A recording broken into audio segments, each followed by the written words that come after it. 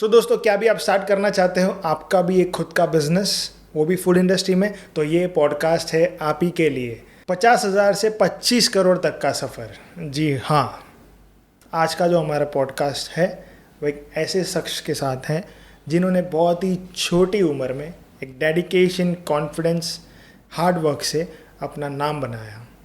Not only in Mumbai but the pan India and now also internationally. मैं बात कर रहा हूँ हार्दिक सावला की, the founder of the food Adda. Hardik Sawla sir, welcome to the chat card and welcome to a podcast. Thank you sir. कैसे हैं आप? बढ़िया बढ़िया सर, आप बताइए। मैं ठीक हूँ सर। पहली बात तो सर, आपने आपका कीमती वक्त दिया, थैंक यू सर उसके लिए। नहीं। सर, जैसे कि हम फूड अड्डा की तो बात करेंगे ही करेंगे, लेकिन we want to know more about you. हम आपके बारे में ज़्यादा जानना चाहते हैं, क्योंकि एक फूड अड्डा जो एक ग्रो हुआ है इतना पैन इंडिया, लाइक अभी आबू धाबी में भी आया है, right? It's a successful business. तो लेकिन आपके बारे में कुछ जानना चाहते हैं हम, तो प्लीज़ आप कुछ आपके बारे में बताएं पहले। मेरे बारे में क्या बताऊँ, मैं 12th पास हूँ, ज़्यादा पढ़ा लिखा हूँ नहीं। ओके। सॉरी, 11th फेल हूँ। 11th में मैं फेल हो गया था। ओके। एक्चुअली ये स्टोरी बहुत प्यारा था। 10th में मेरे को 82% आया था एंड मिठी बाई में एडमिशन लिया था। हाँ। पर 11th में बहुत मस्ती थी। मिठी बाई में तो क्या, मतलब बोरीवली से सीधा पारला एक अलग होता है ना, राइट। तो मिठी बाई में जाके थोड़ी मस्ती ज़्यादा चढ़ गई थी एंड एग्ज़ाम के टाइम पे मस्ती करते करते एग्ज़ाम दिया ही नहीं मैंने, लास्ट तो फेल हो गया 11th फेल। Okay. फिर 12th प्राइवेट दिया और पास हो गया एंड आगे की एजुकेशन। उसके बाद पढ़ने का मूड ही नहीं था। फिर मतलब मामा के यहाँ पे, मेरा मामा का दुकान है गोयल में, साड़ी का शॉप था। सो वहाँ पे मैंने मतलब मेरे को एग्ज़ाम के बाद मेरे को फ्री रहना पसंद नहीं था। 10th के बाद भी मैं मेरे अंकल के यहाँ पे मलाड के शॉप पे काम करने जाता था। हम लोग में कच्ची लोग में ज़्यादा रहता है, दुकान पे जाने का आदत बचपन से, वो ग्रूमिंग रहता है। तो 12th का वेकेशन में वहाँ पे जाना स्टार्ट किया। फिर मेरा मूड ही नहीं हुआ। मैं बोला यार, पढ़ लिख के भी 3-4 साल वेस्ट करूँगा और फिर भी जाना तो दुकान पे ही है, उससे अच्छा दुकान वाला ग्रूमिंग ले लेता हूँ। तो फिर मम्मी ने मेरा एडमिशन लिया सेंट रॉक्स में। पर क्योंकि बोरीवली में था कि सुबह जाएगा, रात अपना कॉलेज, फिर दुकान, फिर रात को घर पे। पर फिर वो सुबह 7 बजे, मतलब सीधा मिठी बाई से अपग्रेड सेंट रॉक्स एकदम अजीब था। वो classes, the way of size of the college and all. और मेरे लिए वैसे भी कॉलेज इंपॉर्टेंट था ही नहीं पढ़ाई के हिसाब से। तो फिर बाद में मामा की दुकान पे 2 साल मैंने साड़ी का जॉब किया। उसके बाद मेरे डैड का सालों से बिजनेस था कपड़े का।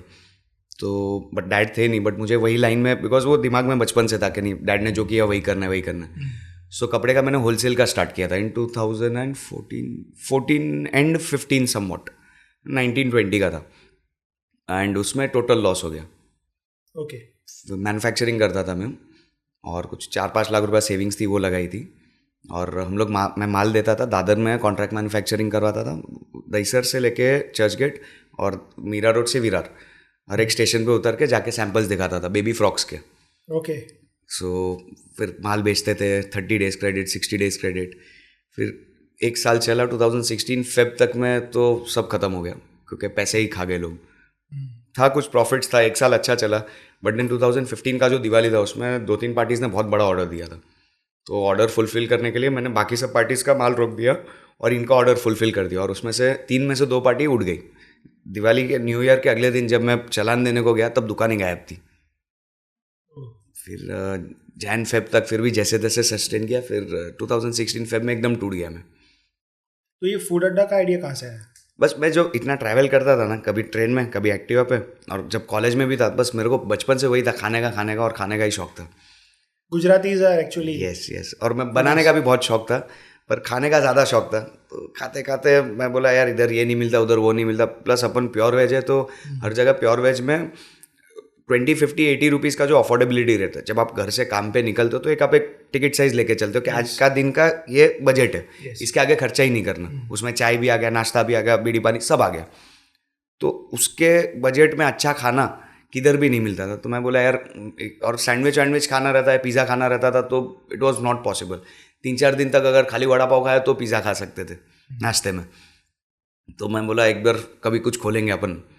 फिर बाद में 2016 के फेब में जब ये एकदम बॉयल डाउन हो गया ना, मैं 3 महीना घर पे बैठा था।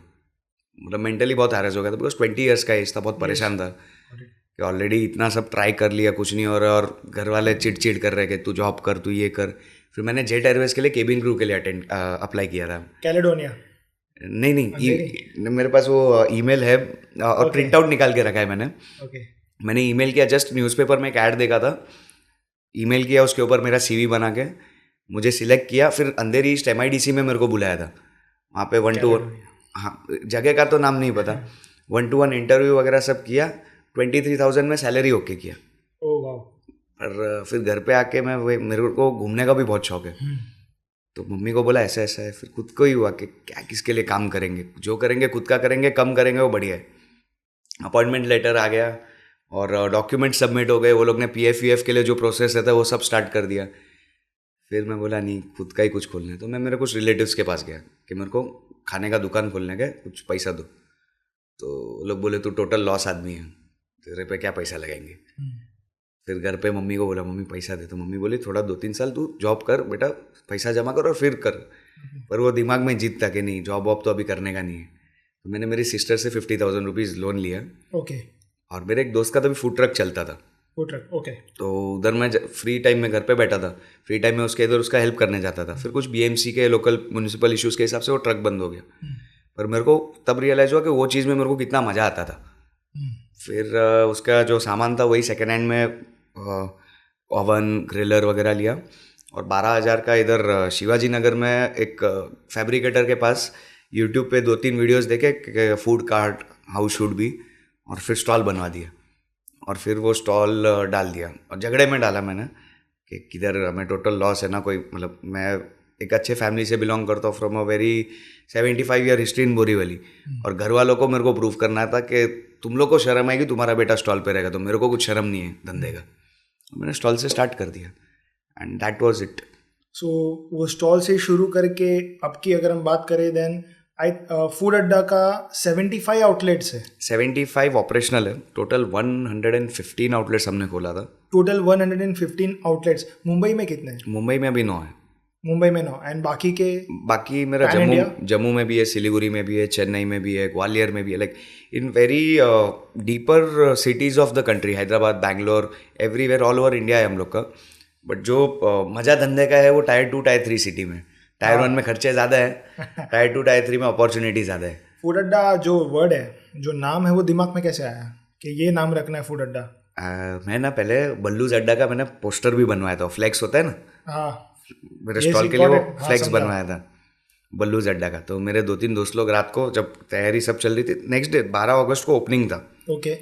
11 अगस्त की रात को सब हम लोग सेटअप वेटअप लगा रहे थे स्टॉल के इधर। स्टॉल बोले तो रोड पे नहीं था, दुकान के बाहर था, ओके, फुटपाथ के बाजू में, वो दुकान के बाहर जो होटला रहता है ना उस पर। ओके। तो मैं लगाया, तो मेरा एक दोस्त आया रात को मस्ती करने को, मतलब जस्ट मिलने को, हेल्प करने। अरे बल्लू इधर आ जरा, बल्लूज अड्डा मैंने नाम रखा था।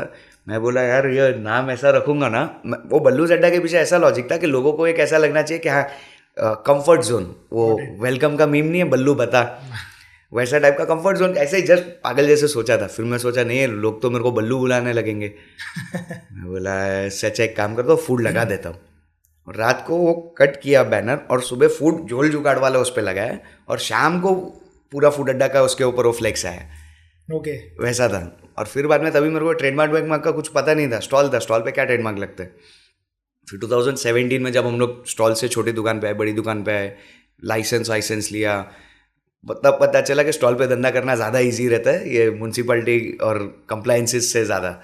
27 टाइप के लाइसेंसेस लगते हैं रेस्टोरेंट खोलने को। मैंने आपका एक्चुअली 2017 में बोरीवली में ही सोडा वाला लेन है, यस, वहाँ पे एक फूड अड्डा देखा था। वही और हमारा first time टर्निंग पॉइंट था लाइफ का। वो मैंने वहाँ खाया था, और एक दिन मैं आया था तो देखा था कि वो बंद हो गया था, तो कुछ शिफ्ट हुआ था। बट लेकिन उस वक्त से लेके अब तक की अगर मैं बात करूँ तो it's a big brand now, food Adda. Okay, good brand, it's a big brand now, और लोग जानते भी, it's a well known now.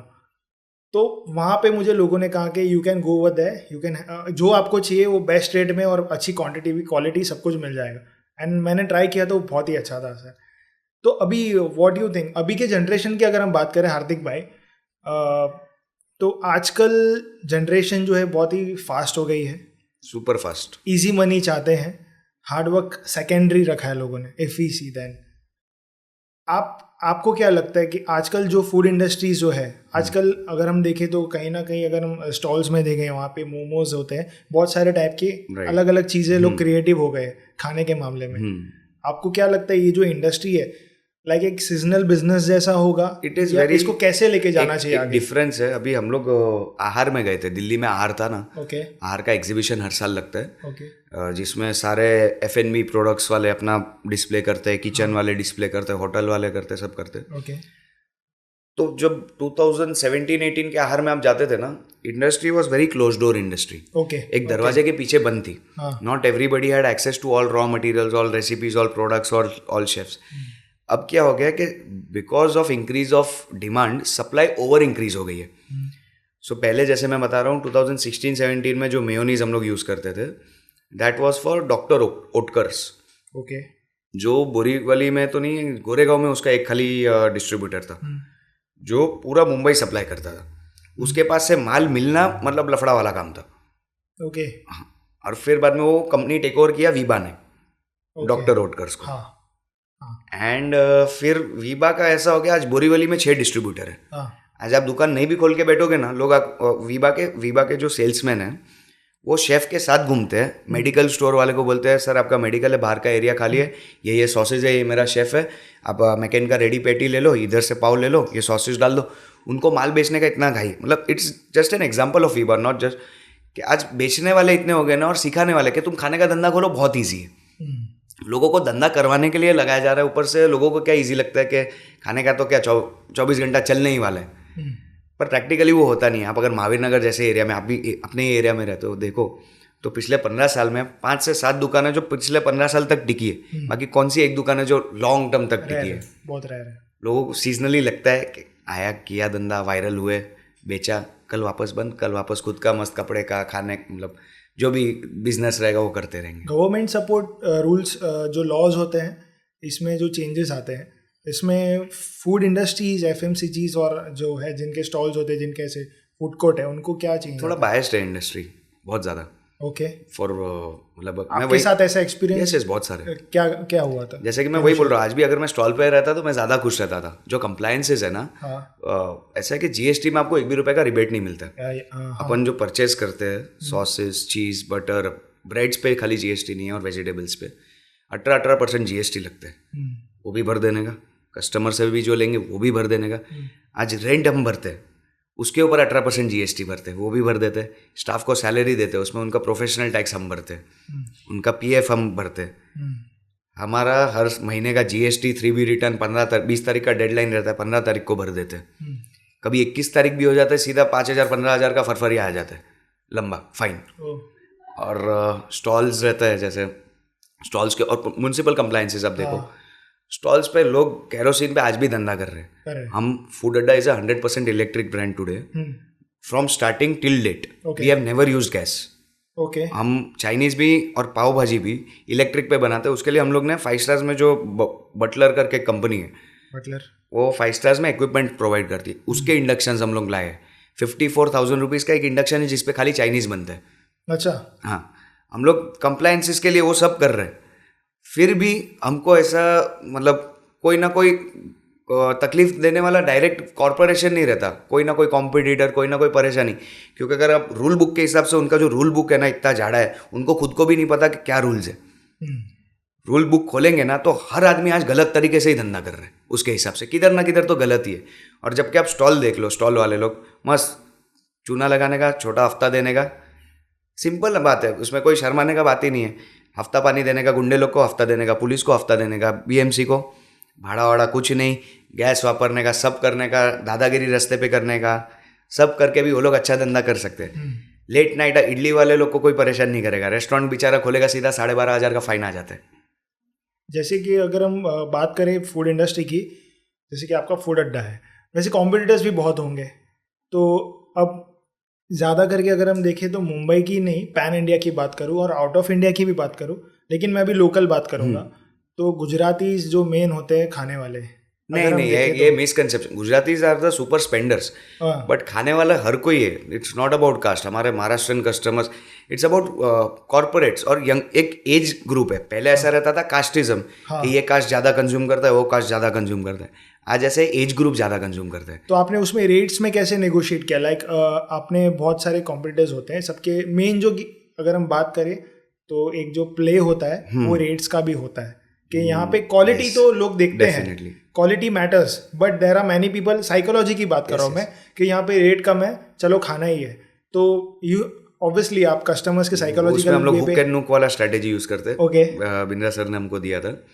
हम लोग Vivek Bindra sir. Yes. Okay, hook and nook strategy. Okay, कि हुक से बुलाओ और फिर उसको नुक कर दो. ओके, मतलब हम लोग का बर्गर आज 49 रुपीज से स्टार्ट होता है. दुनिया के या कस्टमर के दिमाग से एज अ कस्टमर आपको भी सस्ता लगेगा 49 रुपीज का aloo tikki burger. It's a good affordable range. पर मेरा सबसे महंगा बर्गर 550 का इंडिया स्टॉलेस्ट बर्गर. ओके, ऐसा क्यों?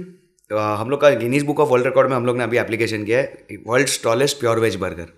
या मैंने ऐड देखा था. यस, ऐड देखा था मैंने.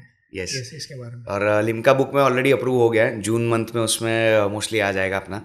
Okay, pure veg burger. Non veg वाले वो मीट डाल के करते. प्योर वेज में अपना इंडिया स्टॉलेस्ट है since last 7 years. Food Adda is proper into vegetarian. Pure vegetarian. मैं खुद जैन आदमी हूँ. मैं प्योर वेज बेचूंगा. अबू धाबी में हम लोग के पास दुबई में नॉन वेज का ऑफर था. 1 करोड़ का मास्टर फ्रेंचाइज का डील था, पर हमने मिच्छा में टुकड़म कर दिया. नहीं चाहिए पैसा. प्योर वेज करना है तो ठीक है, बाकी कोई बात नहीं. हार्दिक भाई, अगर मैं बात करूँ, यू आर नॉट इवन 30. आपकी एज 30 भी नहीं, आई थिंक सो. 28. आप 28 हो. 28 एक बहुत ही यंग एज है, छोटी एज है. अगर हम देखें तो ये एज में बहुत सारे लोग हैं जो इस्टेब्लिश भी नहीं है, जो बस पबजी खेल के अपनी ज़िंदगी निकाल रहे हैं, जो रियलिटी है. yes, PUBG. और लेकिन मैंने आपकी स्टोरी के बारे में जो डिस्कस कर रहे हैं, आपने बहुत कुछ देखा है. इस जर्नी के बारे में कुछ बताएंगे मुझे? लाइक जो हार्डवर्क था. ओके, जब हम मेहनत करते हैं तो कोई सपोर्ट नहीं करता है. ओके, सक्सेस के बाद सब आते हैं, पर वो जो हार्डवर्क के जो दिन थे, जो फूड अड्डा इस वक्त एक ब्रांड है, वो कुछ एक्सपीरियंस शेयर करेंगे? वो experience in terms of years नहीं, आज ऑलमोस्ट 8 साल हो गए हम लोग को. But what I count in age days. 2500 दिन. 8 साल नहीं है, 2500 दिन है. 2500 दिन के 2500 अलग अलग एक्सपीरियंसेस है. There are many experiences. और ऑलवेज भगवान ना ऊपर से बोलता है, ज़्यादा आप फ्लाई करते हो ना, at some point being young we also flew very high.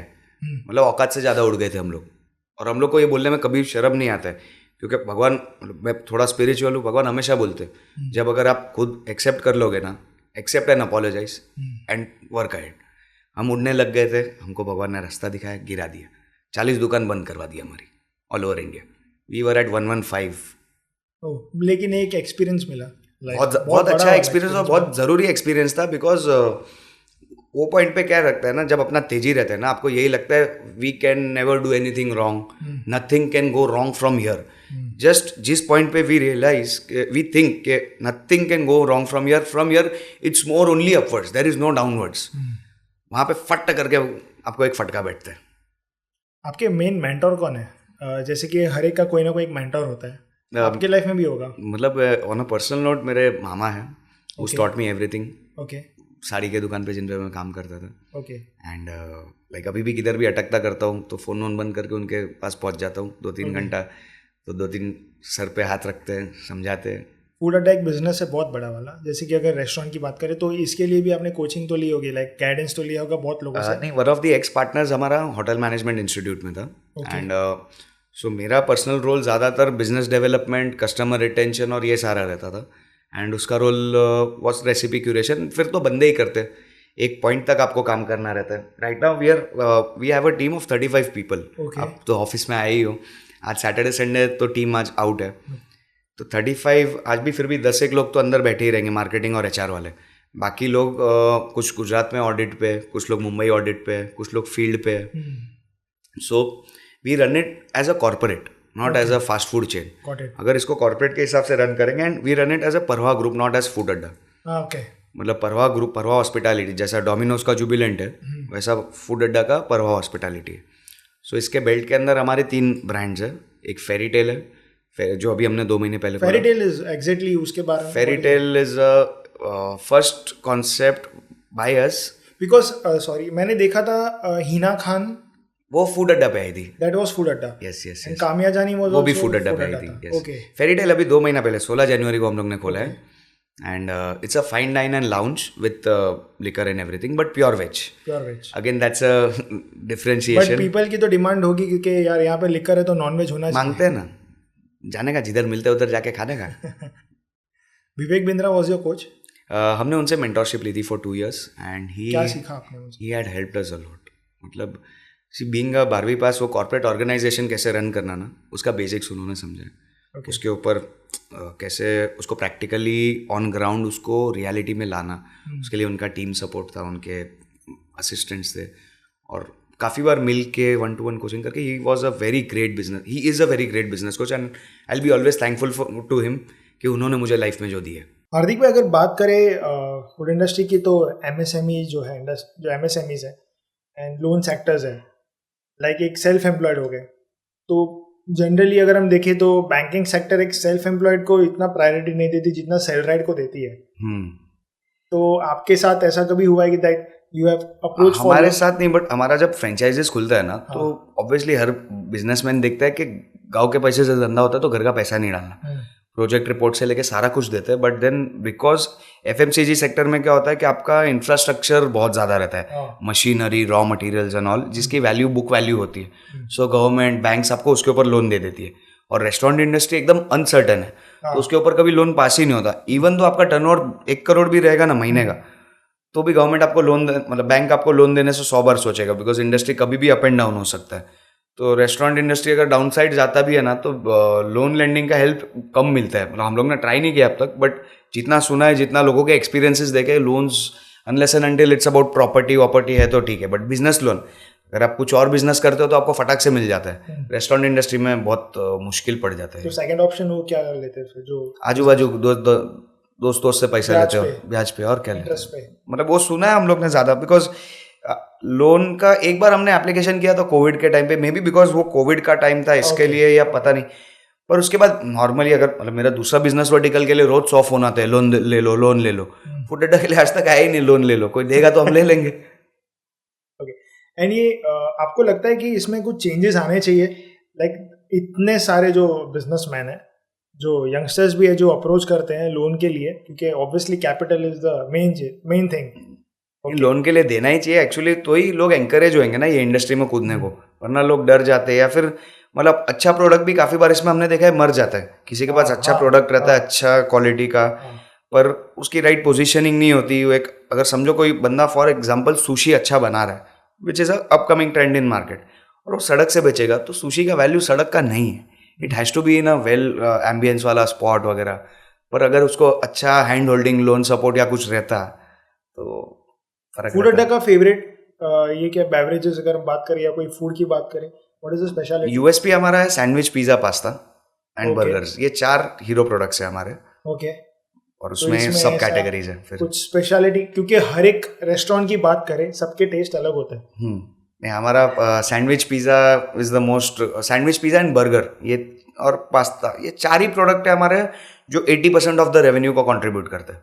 Okay. और बाकी जो भी प्रोडक्ट्स है वो 20% देते हैं. तो जो प्रोडक्ट्स नहीं चल रहे उसको इम्प्रोवाइज करने के लिए व्हाट यू डू? हम लोग एवरी क्वार्टरली FSN एनालिसिस करते हैं, fast moving, slow moving and non moving products. Okay. इसमें ऐड करते करते जैसे अपना पहला बात हुआ 220 आइटम्स तक हम पहुंच गए थे. पर अभी हमारा टारगेट, अभी हम लोग का नया मेनू जो आया है दैट इज 80 प्रोडक्ट्स का कंपाइलेशन है.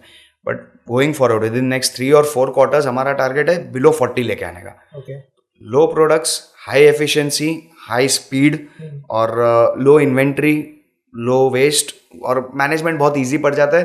प्लस कस्टमर को भी घर से दिमाग में फिट ही रहेगा ना कि हाँ मेरे को यही खाना है, मैं यही खा के आ जाऊँगा. जितना ऑप्शन दोगे उतना कम है. कोई लोग आजकल नया रेस्टोरेंट्स में मैंने देखा है, कस्टमर मोमो मांगता है, मोमो ला दिया. कस्टमर पराठा मांगा, ये ला दिया.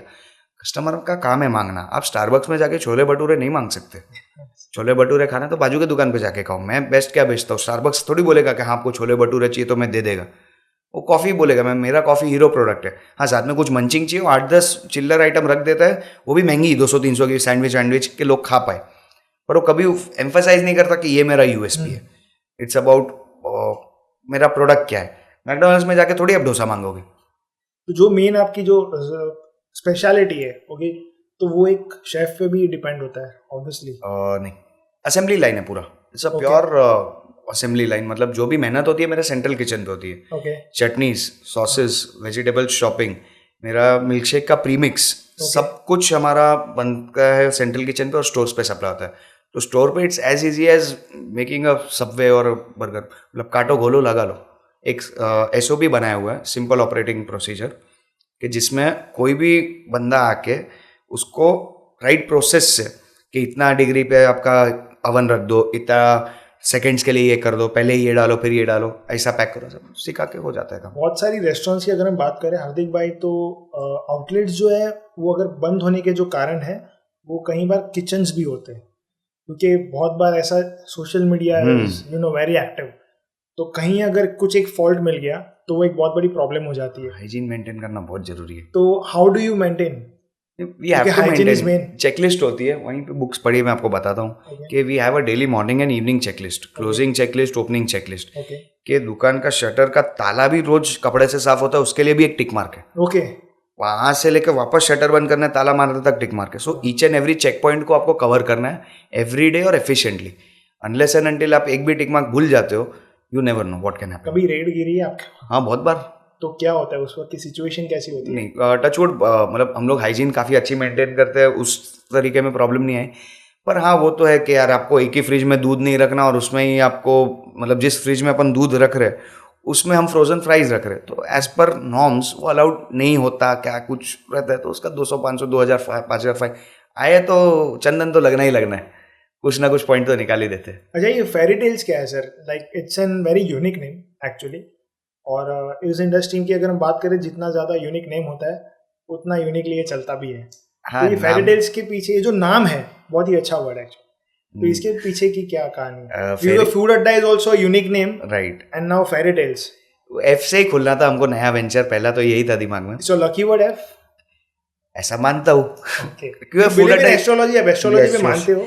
मतलब फूड अड्डा के अलावा हमने काफी ब्रांड्स खोली थी. चाय मास्टर खोला था, द फूड अफेयर खोला था. चाय मास्टर की हमारी 12 आउटलेट्स थी. कोविड में वाइप ऑफ हो गया, ब्रांड ही बंद हो गया. द फूड अफेयर करके एक 5-9 रेस्टोरेंट खोला था, कोविड में बंद कर दिया. तो तब उसके बाद मैंने डिसाइड किया. फिर मेरा एक ड्राई फ्रूट्स का वेंचर था, उत्सव नाम से, बट सब नाम अलग अलग नाम से थे इन फूड. बाकी सब जो बिजनेसेस है अलग. तो फूड में मैं ये सोचा है मेरे को फल रहा है, से ही करते कुछ. तो सोच रहे थे फुल स्पेनिश वैनिश आड़ा टेढ़ा नाम सोचा, बिकॉज लाउंज है, क्लब है, तो it has to be very quirky और मतलब एस्थेटिक दिखना चाहिए लोगों को सुनने में. पर फिर मैं सोचा क्या है. तो एक दिन दोस्त लोग हम लोग बैठे थे, नाम सोच रहे थे. फिर नॉर्मल बातचीत कर रहे थे, तो वहाँ पे ऐसी बात निकली कि ये सिर्फ परियों की कहानी में होता है कि एक लड़का स्टॉल्स से इतना आउटलेट खोल के आज एक रेस्टोरेंट बार, बहुत बड़ी, मतलब हम लोग के लिए तो बहुत बड़ी चीज़ है. And it's a dream come true. It's a dream. और फेरी टेल क्या होता है? परियों की कहानी. It's a dream. सो ये ड्रीम प्रोजेक्ट था मेरे को. 5 साल से मेरे को विद अल्कोहल वाला प्रोजेक्ट डालना था, but it's a pure vegetarian. But because of business in food अड्डा मैं बोला कि नहीं, पहले इस पे फोकस करते फिर करेंगे. तो इसके लिए नाम रखा इट्स अ फेरी टेल, मतलब सिर्फ परियों की कहानी है. कोई भी फेरी टेल में भी हमसे आके पूछता है व्हाई दिस नेम, तो वो स्टोरी बताने में बहुत मजा आता है हमको भी कि ये परियों की कहानी है. And you live experience fairy tale.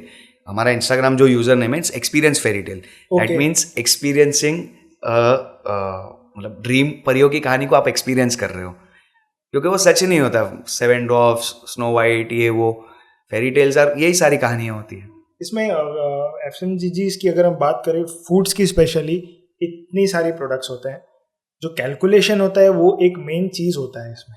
How do you keep the calculation? जो कैलकुलेशन का हिसाब किताब कैसे आप रखते हो? देखो, पहले तो हम देसी स्टाइल पे ही रखते थे, वही चोपड़े के ऊपर, मतलब क्या आया क्या गया, फिर बिल्स मेंटेन करना. पर अभी सारा हमने ERP पे कर दिया. पूरा सॉफ्टवेयर ये कोई तो लेके रखा है. जो भी फीफो का मॉडल सबसे इंपॉर्टेंट है फूड बिजनेस में, कि फर्स्ट इन फर्स्ट आउट सबसे जरूरी, बिकॉज एक्सपायरी होती है, उसका पेरिशेबिलिटी का चीज़ें होता है, ये सब होता है. पर आप अगर कॉस्ट पे कंट्रोल नहीं रखोगे, मैं जोमेटो का एक मीटअप था, उसमें टॉप 200 रेस्टोरेंट्स ऑफ मुंबई को बुलाया था. उसमें ना सैंडविचा के ओनर मिले थे मेरे को. तो we had a very good conversation, because उसका भी हीरो प्रोडक्ट सैंडविच, अपना भी सैंडविच, एंड काफ़ी जगह पे हम अच्छे competitors, but very good and healthy competition and good. और बेल्जियन वॉफल वाला, हम तीनों बैठे थे एक टेबल. तो तभी वो बोला कि हार्दिक, पैसा ना कमाई तू कितना भी अपस्केल कर, पर तेरी कमाई पीछे से तू जितना कॉस्ट बचाएगा उधर से ही निकलेगी. सो कॉस्ट और प्लस जितना हम बचाने को जाते हैं ना, रादर वो बचाने के चक्कर में हम क्वालिटी के ऊपर ज़्यादा फोकस करते हैं. बिकॉज बीइंग अ सैंडविच वाला बेस लाइन ये है कि we are a sandwich guys.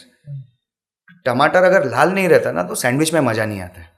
आलू अगर आपका बड़ा साइज का नहीं होता, उसमें सिर्फ प्रॉपर अमाउंट का हल्दी नहीं चढ़ता ना, तो मज़ा नहीं आता है. तो कॉस्ट बचाने के चक्कर में हम पहले तो क्वालिटी फोकस करते हैं. मतलब कॉस्ट बचाना जरूरी, बट क्वालिटी बेस्ट आ जाती है उसमें, और कस्टमर क्वालिटी देखते हैं. आप कस्टमर, मैं प्योर अमूल चीज़ अमूल बटर यूज़ करता हूँ. कस्टमर से 20 नहीं 30 रुपये ज़्यादा ले लो, कस्टमर कुछ नहीं बोलता. हक से कमाओ, क्वालिटी दे के कमाओ. और हम तो बोलते हैं we are a costly brand. Normal sandwich 125-150 की आती है, हम 220 रुपये की वेजीज ग्रिल बेचते हैं. पर हक से बेचते कि शायद मेरे से टेस्ट अच्छा कोई देता रहेगा. मैं खुद भी दूसरे सैंडविचेस मतलब दूसरे दुकानों की खाता हूँ, बट क्वालिटी में there is no competition. Okay, जो यंगस्टर्स अब खुद से स्टार्टअप करना चाहते हैं, food Adda is open for them for the franchise? नहीं, हमारा पहले अब हम ओपन थे सबके लिए, बट अभी बहुत ही क्राइटेरिया रख दिया कि 3 साल का ITR देखते हैं एंड सीरियसनेस देखते हैं. सो अगर आप खोलना चाहते हो और आप बोल रहे हो कि मैं एक 50,000 का बंदा बिठा दूंगा एज अ मैनेजर, तो you are not allowed to open unless and until आप खुद बैठ नहीं रहे हो. एक कमिटमेंट फॉर्म साइन करवा रहे हैं अभी कि आपको खुद को बैठना पड़ेगा. आदमी के भरोसे पे धंधा नहीं चलेगा. एंड वो आदमी के भरोसे पे चलने जितना जब बनेगा, तब मेरी फ्रेंचाइज फीस 5 लाख नहीं होगी, 50 लाख होगी. सो अगर 5 लाख रुपए आप दे के सोच रहे हो कि ऑटो पायलट पे धंधा हो जाएगा, वो नहीं होता है. और कोई अगर आपको बोलता है दूसरा ब्रांड वाला कि ऑटो पायलट पे हो जाएगा, मेरे नाम से काम तो आ जाएगा पहली बार, पर दूसरी बार तो आपके व्यवहार के ऊपर से कस्टमर आएगा ना. ऑनलाइन ऑर्डर्स चलो कर लेंगे, ऑफलाइन क्या करेंगे. विवेक बिंद्रा सर से और अपने बिजनेस का तो सीखा. जैसे कि हम देखें, बड़ा बिजनेस उनका actually it's a big brand, बहुत बड़ा ब्रांड है, तो काफ़ी लोगों ने उनसे सीखा भी है. लेकिन कहीं कहीं लोगों का जो एक इंसान फेमस होता है तो उनकी पॉजिटिविटी भी होती है और नेगेटिविटी भी होती है. वो एस्पेक्ट के ऊपर हम लोग कभी देखते ही नहीं. मतलब उनके 3-4 अलग अलग बिजनेस वर्टिकल थे. What we have seen on ground on reality life, मतलब मारुति सुजुकी, नाम नहीं लेना चाहिए कंपनीज का, और 2-4-10 बड़े बड़े ऑर्गेनाइजेशंस के VPs वगैरह ऑफिस में आके उनका 2-2 घंटा वेट करते थे. ऐसा नहीं कि वो उनमें अकड़ थी, बिकॉज वो बिजी रहते थे. ऑब्वियसली उनका शेड्यूल ऐसा. उनके फार्म हाउस पे हम लोग को लेके गए. उनका ही इज अ सात्विक पर्सन, इतना भगवती आदमी है. Into ISKCON? Yes, इस्कॉन में है हरे रामा हरे कृष्णा. अरे रामा इस्कॉन. यस, सात्विक पर्सन है. उनके फार्म हाउस पे, उनके ऑफिस में किधर भी नॉन जैन खाना तक नहीं बनता है. हाफ जैन जो बोलते हैं, सिर्फ आलू, नो प्याज नो लहसन. उनके फार्म हाउस पे खिचड़ी बनती है. हम लोग के लिए खिचड़ी उचड़ी आती थी. फार्म हाउस पे उन्होंने एक स्टूडियो बना के रखा है और एक कॉन्फ्रेंस रूम बना के रखा है. और वो बंदे ने इतना सिखाया कि धंधा ऐसे करो, तुम्हारे बिना धंधा चलना चाहिए, वैसा धंधा बनाओ. मतलब वो हमेशा मुकेश अंबानी का एग्जाम्पल देते थे कि जेफ बेजोस का, कि वो थोड़ी बैठ के देखता है कि भाई आज गल्ला कितना हुआ, ये वाले स्टूडियो रिलायंस ट्रेंड्स में कितना हुआ, आज कितना लीटर पेट्रोल भेजा. बंदे ऐसे ला दो. तो वो चीज़ उन्होंने सीखा कि हमेशा कॉस्ट का फिक्र मत करो. तुमको कॉस्ट लगेगी, पर as a founder and as an owner तुम्हारा दिमाग लगना चाहिए बिजनेस को कैसे डेवलप करूँ और उसकी सिर्फ मेजर प्रॉब्लम्स कैसे सॉल्व करूँ. रनिंग बिजनेस की नहीं, दुनिया की तो बिजनेस बनेगा. कोई भी अगर हम बिजनेस स्टार्टअप करते हैं तो उसमें ऑब्वियसली एक कॉन्फिडेंस की तो बहुत ज़रूरत होती है. लेकिन अप्स एंड डाउन्स जो आते हैं लाइफ में, तो वहाँ पे कॉन्फिडेंस ब्रेक होने के चांसेस है. ये आपके साथ भी हुआ होगा. Yes, definitely. तो उस वक्त आपने क्या सोचा था? Because there are many youngsters right now, या अभी इस वक्त की बात करूँ, बहुत सारे यंग जनरेशन हैं जो फूड इंडस्ट्री में जाना चाहते हैं. एंड अभी अगर हम कहें तो बाहर स्टॉल लगा के वो लोग बोलते हैं इट्स अ स्टार्टअप.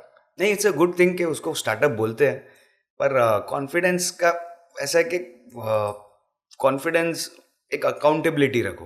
अब जो अप्स एंड डाउन्स का बात कर रहे हो, when you go up you fly high and you be very confident and positive about it. But when you go down, एक वो कलेजा रखो कि yes I did the mistake, ये गलतियाँ हो गई, और वो मिस्टेक्स को आइडेंटिफाई और रेक्टिफाई करने का ताकत रखने का, तो वो कॉन्फिडेंस आपका हमेशा वैसे का वैसे ही रहेगा. आज हम लोग गलतियाँ करने के बाद भी अगर हम लोग आज खड़े हैं और वापस रीग्रो कर रहे हैं और बहुत ज़्यादा स्पीड में कर रहे हैं, पहले से ज़्यादा स्पीड में आज ग्रो कर रहे हैं, तो उसका रीज़न ये कि जब हम फॉल डाउन हुए, हम था 15 दिन महीना भर दिमाग खराब था, डिप्रेशन जैसा था, सब था. पर एट दी एंड हम लोग थोड़ा एकदम कैसे, हम सड़क से उठे हुए लोग हैं. ज़्यादा से ज़्यादा क्या होगा, फिर सड़क पे ही आ जाएंगे ना. उससे गंदा तो हमारे साथ कुछ हो नहीं सकता. उधर तक तो अभी तक पहुंचे ही नहीं. We have actually nothing to lose. और कोई भी बंदा कुछ भी बिजनेस कर रहा है हमेशा यही समझेगा ना डाउन्स में कि सबसे गंदा क्या होगा, पहले वो लोएस्ट पॉइंट आइडेंटिफाई कर लो कि वहां तक भी गए तो भी तुम मर तो नहीं जाओगे ना, मरेगा नहीं तो कर ही लेने का, और फिर गलती किया ठीक करने का, चला देने का काम। फूड अड्डा का इस वक्त का टर्नओवर क्या है? लास्ट ईयर हम लोग ने 22-23 जो मार्च 2023 में फाइल किया था, that was close to around 14.5 crores। तो कभी सोचा था एक ऐसा? हाँ, 21-2 में 23 करोड़ था, फिर 14.5 पे आए। बट ठीक है, ये साल ऑलमोस्ट हम लोग 12.5 क्लोज कर देंगे। कोई भी बिजनेस में हार्दिक भाई टीम जो होता है मेजर रोल प्ले करता है, अगर हम कहें तो।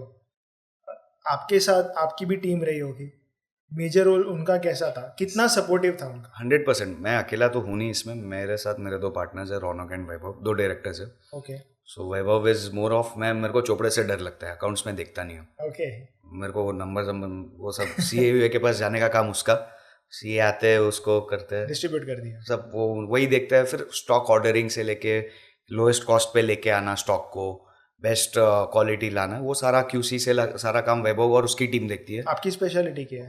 मैं more of business development, marketing, और मैं सब कुछ देखता हूँ ऑब्वियसली, अकाउंट्स को छोड़ के सब कुछ देखता हूँ, ओके। बट कोर मैं सिर्फ और सिर्फ धंधा कैसे बढ़ाने का वो देखता हूँ। आपका क्या गोल है? आज से 10 साल बाद फूड अड्डा कहाँ होगा? फूड अड्डा आज से 10 साल बाद अच्छी जगह होगा और बहुत लोगों को एम्प्लॉय करके हैप्पीली करता रहेगा। Number is not the goal, the goal is 10 साल तक लोगों को रोज अच्छे से खाना खिलाता रहेगा जहाँ भी रहेगा। अब नए डेवलपमेंट आप क्या प्लान कर रहे हो? जैसे फॉर बर्गर, और अगर हम पिज़्ज़ा की बात करें इट्स कॉमन, लेकिन कुछ नया क्रिएटिव आप कुछ लाना चाहते हो? What are you planning for in the market? नहीं, नया क्रिएटिव नहीं लाना, बिकॉज नया क्रिएटिव के चक्कर में क्या है कि एक इंडियन फूड मार्केट को हमने आइडेंटिफाई किया। पहले हमारा मेनू था 80 आइटम्स का, ओके। फिर क्रिएटिव करने के चक्कर में वही चक्कर में हम पहुंचे 250 आइटम पे, जिसमें इन्वेंट्री मैनेज करना, ये करना बहुत प्रॉब्लमेटिक था। तो टेक्निकल टर्म्स में अगर देखो, shortest menu, fastest menu and the most efficient मेनू, वही बेस्ट है। और न्यू वैरायटी कैसे, जो नया ला रहे ना वो उसमें ऑलरेडी एक्सपर्ट होएगा और वो लाएगा। मैं जिस चीज़ में एक्सपर्ट है ना, मैं वही चीज़ बढ़िया से बनाऊंगा और बार बार वही बना के वही खिलाऊंगा। एक यंग एज है हार्दिक भाई, यू आर 28, एक यंग एज है, सबकी एक लाइफ होती है, पर्सनल लाइफ भी होती है, रिलेशनशिप वाली लाइफ भी होती है। आप मैरिड हो? यस, 4 साल हो गए शादी को। Love marriage? यस, फूड अड्डा पे ही मिली थी, ओ मतलब मेरे स्टॉल पे। ओके, तो वो एक क्या है कस्टमर वो थी कहानी? एक्चुअली। मेरा स्टॉल नहीं, सोडा वाला लेन का मेरा जो छोटा स्टोर था ना, टर्निंग वाला, हाँ वहाँ पे बैठने को तो फुटपाथ पे था, अंदर हाँ। किचन था। मैं कैश काउंटर पे बैठा था, दोपहर को 3 बजे कोई क्लासेस से आई थी, तो आके बैठ के उसकी दोस्त खा रही और मैं कैश काउंटर पे फ्री था दोपहर को। मैं देखा, यार बहुत क्यूट है यार ये तो नेक्स्ट डे अकेली आई, तभी मैं बोला you can follow us on food अड्डा, इंस्टाग्राम, फेसबुक, ऐसा ऐसा बोला। बोली हाँ हाँ करती हूँ। उसका क्लासेस सामने की बिल्डिंग में था, तो रेगुलर आती थी। हाँ, तो रेगुलर आती थी। तो फिर बाद में मैं उसको बोला कि मैं बोला आज तो इसका नंबर या नाम तो कैसे पता करूँ। मैं बोला फूड अड्डा को इंस्टा पे फॉलो करो अभी, तो अभी के बिल पे 50% ऑफ मिलेगा। तो तब जाके उसने फूड अड्डा को फॉलो किया और इधर से हार्दिक ने उसको फॉलो किया, तो नाम पता चला। एंड देन फिर 2-3-4 महीना बातें चली, एंड फिर सीधा मैंने उसको ये आई लव यू नहीं बोला, सीधा शादी के लिए ही पूछा, मतलब विल यू मैरी मी। मतलब देखते ही वो दिमाग में फिट हो गया था। लाइक एक सक्सेसफुल लव स्टोरी है। अब तक तो नहीं, आगे भी होगी। यस यस, आगे भी होगी, बट मैरिड लाइफ अलग होती है। लेकिन कैसा लगता है, सिंगल होना इज बेस्ट और मैरिड लाइफ इज बेस्ट? ये टॉपिक अवॉइड करना ज़्यादा सही। नहीं कोई बात नहीं, okay. Second thing I was asking that, अभी इन्फ्लुएंसर्स का ज़माना है हार्दिक भाई, सोशल मीडिया बहुत ही ज़्यादा अलग ही लेवल पे है। फूड अड्डा को कितना हेल्प मिला इन्फ्लुएंसर्स से, सोशल मीडिया थ्रू, जैसे कि इंस्टाग्राम, फेसबुक, यूट्यूब है, ब्लॉगर्स है, तो आपको इसमें कितना एडवांटेज हुआ? मतलब मेन अगर आप देखो, फूड अड्डा को ब्रांड बनाने के पीछे हमारा रेसिपी प्रोडक्ट्स तो था ही था, पर पहले के ज़माने में क्या होता था, जैसे फेमस लोग बोले तो कौन, मंगेश वड़ा पाव, सुभाष पाव भाजी, वो क्यों फेमस, वर्ड ऑफ माउथ। वो वर्ड ऑफ माउथ पहुँचते पहुँचते 10 साल लग गया। या आप समझो श्री सागर होटल या वेस्ट स्ट्रीट या कोई भी। आज फूड अड्डा 2016 में खुला। The first thing I realised, जब भी तो ब्लॉगर वॉगर कुछ था नहीं, 2016 में जब स्टॉल खोला था ना, तो मेरे दोस्त लोग स्नैपचैट पे डालते थे कॉन्ग्रेचुलेशन हार्दिक एंड ऑल। तो उस स्नैपचैट को देख के लोग आते थे, तो वहाँ पे एक माइक्रो इन्फ्लुएंसिंग का पार्ट मैं समझा कि people see what people are consuming, right. तो उसके बाद 2016 एंड 17 में ना, कुछ लोग बोलते थे वी आर फूड ब्लॉगर्स। उसमें कर्ली टेल्स के हाँ, उनकी टीम और सब आए, जब भी उनके 8,000 फॉलोअर्स थे। ओके। एंड मैं तो तभी क्लियर ओपन था, जिसको आने का आया हो फ्री में फोटो डाल के जाओ, फ्री में खा के जाओ। सो वो थे। फिर आमची मुंबई करके एक यूट्यूब चैनल है, यस। मेहुल हिंगू करके, मेहुलिंगो। ही इज़ मेरी very good friend of mine. मतलब जब उनको ना उन्होंने किधर और कुछ रिकॉर्डिंग किया था तो उनसे सैंडविच का पैसा लिया था। मैं बोला सेठ आओ ना इधर, कोई टेंशन नहीं, तुम्हारा ही दुकान है, कितना वीडियो बनाने का बनाओ। उन्होंने हमारे गार्लिक ब्रेड और एक पिज़्ज़ा का वीडियो बनाया था, वायरल हुआ, उनके लिए भी अच्छा था, हमारे लिए भी अच्छा था। And till date like they are in good touch. तो वहाँ से रियलाइज़ किया, उसके बाद food bloggers, things to do in Mumbai, the biggest game changer of food Adda. Because उससे पहले सारे फूड ब्लॉगर्स आ गए थे। Things to do in Mumbai ने 1 जून 2017 को एक पोस्ट डाला फेसबुक पे। तभी इंस्टाग्राम कुछ कचरा जैसा ही था, इतना था भी नहीं। उस पोस्ट पे 35 मिलियन इम्प्रेशंस आई, इतना वायरल हो गया। 35 मिलियन इम्प्रेशन। आज भी 35 मिलियन बहुत है। सोचो 2017 में 35 मिलियन क्या रहेगा। We got viral overnight. तो वहाँ से आपको सक्सेस ज़्यादा मिली? उससे पहले तो मतलब हम लोग का रोज का समझ लो 20-25 हज़ार का काम हो ही रहा था पर डे, वो सोडा वाला की दुकान पे। वो रात के बाद से इट गॉट क्वाड्रपल्ड। एंड उसके बाद लोगों ने रिकॉग्नाइज करना स्टार्ट किया कि ना, दिस इज अ ब्रांड। हमारे आजू बाजू में एक जूस वाला था फेमस, जो हमारा रात को बंद करवाता था, सब होता था। आज उससे कम से कम 500 गुना ज़्यादा रेवेन्यू करते हैं। तो वो एक चीज़ का गुरूर है कि जो हमारा दुकान बंद करवाता था, आज उसका दुकान चले या ना चले हमको फ़र्क नहीं पड़ता है। हार्दिक भाई, जैसे कि हम बात करें, you are Gujarati, even I am Gujarati, तो कैसे कि गुजराती की एक थॉट होती है। मैं महाराष्ट्रन गुजराती हूँ, born and brought up in Borivali. First Maharashtrian, then Gujarati by caste. Maharashtrian, like your father is Maharashtrian, then born and brought up in Borivali. Okay, I got it. We are residing in Maharashtra. Yes, obviously वो तो है, मुंबईकर एंड महाराष्ट्रन। जैसे कि हर एक यंगस्टर्स हो के कोई भी हो, कोई भी एज का हो, कोई भी एज फैक्टर हो, उनके लाइफ में या तो स्पिरिचुअलिटी, ये क्वेश्चन मैं हर एक को पूछता हूँ, स्पिरिचुअलिटी या रिलीजन, जो भी कहें, उनके अपने अपने गुरु होते। हाउ स्पिरिचुअलिटी और रिलीजन, जो भी आप फॉलो करते हो। रिलीजियसली आई एम अ कट्टर हिंदू, ओपनली बोलता हूँ, Okay. दिल से, हक से और बहुत खुशी से। And spiritually I am very much connected, but I am not very much of a puja path kind of a person. मेरा, आप जैसे आया मेरा जो डेली रिचुअल्स आपने देखा, मैं मेरे पापा को पैर लगता हूँ, मेरे महाकाल को प्रार्थना करता हूँ, मेरे महावीर स्वामी को याद करता हूँ और मेरे राम जी को याद करता हूँ। और मंदिर में रेगुलर जाता नहीं हूँ, डे टू डे लाइफ में टाइम नहीं मिलता। पर जैसे ही मेरे को मतलब बुलावा आ जाता है ना, मैं साल में 4 बार मेरे कुलदेवी के पास चले जाता हूँ, ज्योतिर्लिंग। अभी मैं होली के दिन पे यहाँ से सैटरडे नाइट को मन किया कि नहीं यार, महाकाल बहुत दिन हो गया, मतलब बहुत दिन से मेरा प्लान था लाइफ में फर्स्ट टाइम जाने का। रात को 3 बजे मतलब दिमाग में बैठ गया कि नहीं, एक रील देख लिया मैंने और मैं 5 बजे का फ्लाइट पकड़ा इंदौर का, घर पे से कपड़ा भी नहीं लिया और पहुँच गया उधर। एंड इसी तरीके से मैं मंदिर और ये सब मैं बहुत ज़्यादा मानता हूँ और जाता हूँ। अभी के वक्त में जो सोशल मीडिया इन्फ्लुएंसर्स की जो मैं बात कर रहा था, like people are taking, like एक सपोर्ट मिल चुका है लोगों को। yes. जो एक नया बिजनेस स्टार्टअप कर रहे हैं, ये एक बहुत ही ट्रेंड पे है, ये यंगस्टर ही समझ सकते हैं जो कर रहे हैं। आपको क्या लगता है कि फ्यूचर में, जो पास्ट की अगर हम बात करें, जो सोशल मीडिया नहीं था और फिर भी वर्ड ऑफ माउथ से लोग पब्लिसिटी होती थी या तो क्वालिटी से होती थी, पर अब सोशल मीडिया है, future what do you think? अगर सोशल मीडिया नहीं है, अगर सपोज वो बंद होता है, वो तो बंद होने नहीं वाला है पहला तो, लेकिन हाँ फिर अगेन वही चीज़ हो जाएगी कि नेवर नो अबाउट टाइम, फिर लोकेशन वापस वही लोकेशन का वैल्यू हो जाएगा। जैसे मतलब एक वो क्या बोलते हैं, जनरेशन टू जनरेशन रहता है। पहले जैसे आपका स्टेशन के बाहर दुकान रहेगा तो धंधा अच्छा चलता था, स्टेशन के बाहर दुकान खरीदने को आपको पैसे ज़्यादा लगते थे और वो आपका पॉइंट ऑफ एक्सीलेंस रहता था कि आपका दुकान का लोकेशन ऐसा है कि आपका धंधा अच्छा चलता है। चाहे कैसा भी, अब स्टेशन के बाहर कितने भी वड़ा पाव समोसा वाले को देख लो, कितना भी गंदा बेचा, चलता ही है ना। कुछ अच्छा तो रहते ही है। वो लोगों की साइकोलॉजी पे, किसका क्वालिटी अगर हमको अच्छी लगे देन हाँ, डिफरेंट। पर जैसा सोशल मीडिया है तो लोग सोशल मीडिया को आज अपना दुकान के लोकेशन के जैसे यूज़ करते हैं। सोशल मीडिया इन्फ्लुएंसर्स फ्री में तो आते हैं नहीं, उनको आपको अच्छा कॉस्ट देना पड़ता है, अच्छा, और क्वालिटी कैसी भी दो। तो वो 10 बार सोशल मीडिया इन्फ्लुएंसर्स को आप बुला के भीड़ तो जमा कर लोगे। भीड़ सेकंड टाइम क्यों आएगी? थोड़ी किसी के बोलने पे आएगी। फर्स्ट टाइम बुलाने का है आपको, तो फर्स्ट टाइम के लिए आप लोकेशन, पुराने ज़माने में लोकेशन का यूज़ करते थे, पैम्पलेट वैम्पलेट का यूज़ करते थे, ऐसे अभी इसका ये सब चीज़ का यूज़ करते हैं।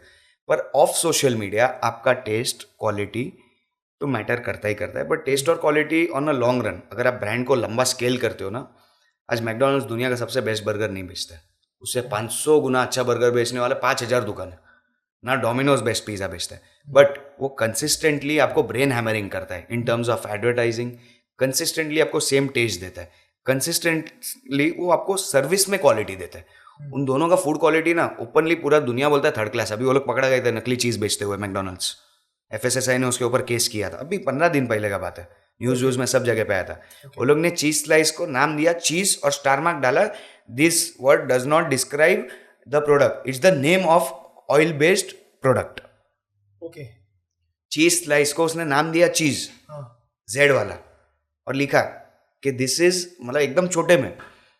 उस केस के वो बेस के ऊपर उसने कोर्ट में केस फाइट किया कि हमने तो लिखा था कि this is not the name of the product, this is not the description of the product, it's just a name. नकली चीज बेचते सब करते, तो वो तो ठीक है, but on a long term McDonald's is not a bad brand and huge respect for them, but on a long term अगर आप देखो तो आपको टेस्ट क्वालिटी इतना मैटर नहीं करता। टेस्ट से ज़्यादा कंसिस्टेंटली आपको सर्विस अच्छा देना है, कंसिस्टेंटली वाइब सही देनी है, कंसिस्टेंटली राइट मार्केटिंग देनी है। ये 3 चीज़ लॉन्ग स्केल पे चलता है। अब लॉन्ग स्केल वाला कोई भी ब्रांड गिन लो, टेस्ट क्वालिटी के ऊपर क्या आपके एरिया वाला ही आपको खाएगा और एरिया वाला पहचानेगा। टेस्ट और क्वालिटी पे हम बहुत ज़्यादा फोकस करते हैं, but let's be very practical and real world में कौन टेस्ट क्वालिटी के ऊपर देखता है? आप हल्दीराम को देख लो, दिल्ली में इधर उधर 100 जगह पे, क्या सच्ची में हल्दीराम को छोले भटूरे इतना अच्छा है क्या, या क्वालिटी उसका टॉप क्लास है? वो पाम तेल यूज़ करते हैं, उससे अच्छा उसके बाहर सनफ्लावर तेल में, दिल्ली में आप जाके देखो सनफ्लावर तेल में भटूरा बना के लोग देते हैं। But it's about he is giving the right marketing, right presentation, right vibe, right ambience. अभी की जनरेशन में अगर किसी को फूड बिजनेस स्टार्टअप करना है, जैसे कि वो स्टॉल हो के जो भी हो स्टोर्स पे हो, तो ऑब्वियसली फंड्स जो है मेजर रोल है। अगर किसी के पास लिमिटेशन है उस चीज़ की, एंड ऑब्वियसली दे वांट, वो भी बुलाना चाहते हैं ब्लॉगर्स को, सोशल मीडिया इन्फ्लुएंसर्स को, बिकॉज वो एक इजी पाथ है, एक हाँ बोलने के लिए इजी पाथ है, लाइमलाइट में आने के लिए। Yes yes, but at the end तो quality matters, rate matters, everything matters.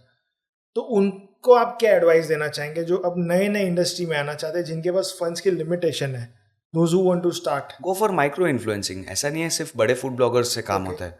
Micro influencing मतलब आज मैंने पिछले भी एक इंटरव्यू में बोला था और आज भी बोल रहा हूँ, फूड अड्डा has hosted proudly more than 10,000 food bloggers. It does not matter your followers. अगर आपके पास 2,500 फॉलोअर है ना, तो आपके 2,500 फॉलोअर में से मेरे को 5 कस्टमर मिलने का ज़्यादा चांस है, क्योंकि 2,500 लोग आपको जो फॉलो करते हैं ना, वो आपको मतलब ईमानदारी से फॉलो करते हैं और आपको आपके कंटेंट के लिए फॉलो करते हैं। जिसके 50,000 फॉलोअर्स है ना, फॉलो कर दिया तो कर दिया वाला होता है, या होता है ईमानदारी से। But micro influencing is very important, because first 2 to 5,000 followers are the ones who will be your first customers जब आप आपके चीज़ को मोनेटाइज करोगे। ये बहुत, मतलब एक इन्फ्लुएंसर मीटअप पे हम गए थे, तभी ये चीज़ भी वहाँ पे बोली गई थी कि माइक्रो इन्फ्लुएंसर्स को आप बुला लो, जिसके 2-2,500 फॉलोअर्स है, उनको एक डिश दो। You need not give a spread. आपके पास फाइनेंशियल कंस्ट्रेंट है, एक अच्छा डिश दो, अच्छी क्वालिटी दो। और आजकल फेसबुक तो क्या है, थोड़ा कुछ डांस वांस कर लो तो वायरल हो जाते हैं। खाने कैसा बनाते बनाते डांस कर लो। फूड अड्डा के कितने एम्प्लॉयज़ हैं? अभी ऑल इंडिया डायरेक्टली हम लोग 72 पीपल को एम्प्लॉय करते हैं, एंड इनडायरेक्टली, डायरेक्टली बोले तो हमारे कंपनी से हायर्ड है, और इनडायरेक्टली मतलब फ्रेंचाइज के अंडर हायरिंग में, मतलब फूड अड्डा एज अ ब्रांड नेम के under almost globally I am talking about the pan India, 260-70, 350 के आजू बाजू रहेंगे। तो सैलरीज जो होती है उनकी, हम लोग 72 की डायरेक्ट पे करते हैं। बाकी मतलब जैसे आपने फ्रेंचाइज खोला तो आपके नीचे 3 बंदे, तो आप पे करते हो, so indirectly 350। I am not talking about the franchise, वो तो अलग ही हो चुका है। I am talking only about the food अड्डा जो आप हैंडल कर रहे हो, तो 72 है। उसमें अपना स्टोर आ गया, अपना ऑफिस आ गया, ऑडिट टीम आ गई अपनी इन हाउस की, वो सारे आ गए। जैसे कि फ्रेंचाइज की बात करें तो मैं नाम नहीं लूंगा उनका, बट कैसा है कि फ्रेंचाइजी, जब एक कोई भी प्रोडक्ट फेमस होता है, जैसे कि कोई भी एक हो, उसके बाद उनकी फ्रेंचाइजी बिकती है, बट वो फ्रेंचाइजी की जो रेट होती है, वो ऑब्वियसली जो ओनर होते हैं उसकी डिमांड होती है। ये उसका एक कॉस्ट रहता है ना फ्रेंचाइज का, मतलब एट दी एंड जो ओनर होता है वो एक डिसाइड करता है, नहीं ये मेरा प्रोडक्ट है, इतना फेमस है तो मैं इतना में फ्रेंचाइजी दूंगा। नहीं वैसा, मतलब ऐसा कोई बोलता रहेगा तो पता नहीं, बट एथिकली और टेक्निकली क्या होता है ना कि आपने एक प्रोडक्ट डेवलप किया है, प्रोडक्ट के ऊपर आईपीज होती है। हमारा फूड अड्डा का ब्रांड नेम का आईपी राइट्स है, इंटेलेक्चुअल प्रॉपर्टी। ओके हम लोग का केस हुआ था, अभी 12 लाख रुपया भरना पड़ा था वो चक्कर में। तो आईपी राइट्स का एक कॉस्ट होता है, जो रेसिपी है उसके ऊपर हमने आईपीस मार्क करके रखी है। ओके रेसिपी का एक लेबोरेटरी है किधर तो नवी मुंबई में, गवर्नमेंट बेस्ड कुछ तो लैब है, उसमें हर एक प्रोडक्ट का किलो कैलोरी कंटेंट, ये कंटेंट वो कंटेंट मार्क करवा के वो जो टेक्निकल्स रहते हैं ना, इतना फैट इतना ये वो सब बनवा के लिए वो सारी कॉस्ट को हम एक 3 ईयर टारगेट में रखते हैं कि ये कॉस्ट लगी, प्रोडक्ट डेवलपमेंट की ये कॉस्ट लगी, मार्केटिंग की ये कॉस्ट लगी, समझ लो 1.5 करोड़ रुपया मेरे को ये सारा चीज़ का 1.5 साल में कॉस्ट लग गया। ओके फॉर एग्जाम्पल, तो आने वाले 3 साल में मेरे को 1.5 करोड़ कैसे कमाना है वो मैं मेरे फ्रेंचाइज फीस से कमाएगा और मेरा ब्रांड नेम देने का कमाएगा। मैं ब्रांड नेम क्यों दे रहा हूँ? क्योंकि वो ब्रांड नेम के पीछे मैंने ये मेहनत की है, वो मेहनत के पीछे इतना पैसा लगा है और उसके ऊपर एक एक्स अमाउंट, एक बफर अमाउंट, बिकॉज कोई भी हम लोग आज 5 लाख फ्रेंचाइज फीस लेते हैं तो उसमें से 2.5-3 लाख तो फ्रेंचाइज के ऊपर ही खर्चा हो जाता है कि उनके लिए दे रहा है फ्रेंचाइजी का हम लोग 5 लाख रुपीस। मेरे को एक बार आपसे नहीं कमाने का, मेरे को रोज कमाने का है। हम रॉयल्टी में ज़्यादा कमाते हैं, आप कमाओगे तो हम कमाएंगे ना। सो दैट्स द फॉर्मूला जिस पे हम ज़्यादा ग्रो हुए। बाकी सब ब्रांड्स क्या करते हैं कि पहले ही ज़्यादा पैसा ले लेने का, क्यों लेने का? खुद के ऊपर भरोसा नहीं है, बार बार नहीं कमा सकते, कमा के दो तो कमाने मिलेगा। ऐसी कौन सी स्टेट है जहाँ पे फूड अड्डा का आउटलेट नहीं है? कोई ऐसा स्टेट? बहुत सारे स्टेट्स है। छत्तीसगढ़ में वाइप ऑफ हो गए, उड़ीसा, केरला, झारखंड, नहीं झारखंड में तो 2 है, बिहार में भी है, जीके में भी, उत्तराखंड में नहीं है अभी। जस्ट बिकॉज वहाँ की पब्लिक को ये पसंद नहीं है? नहीं, लॉजिस्टिकली हम लोग पहुंच नहीं पा रहे। ओके बिकॉज उत्तराखंड को हम लोग का जो रॉ मटेरियल रहता है, चटनी, सॉसेस, ब्रेड्स, Yes. कुछ कुछ आईपी प्रोडक्ट्स, वो हम ही प्रोवाइड करते हैं।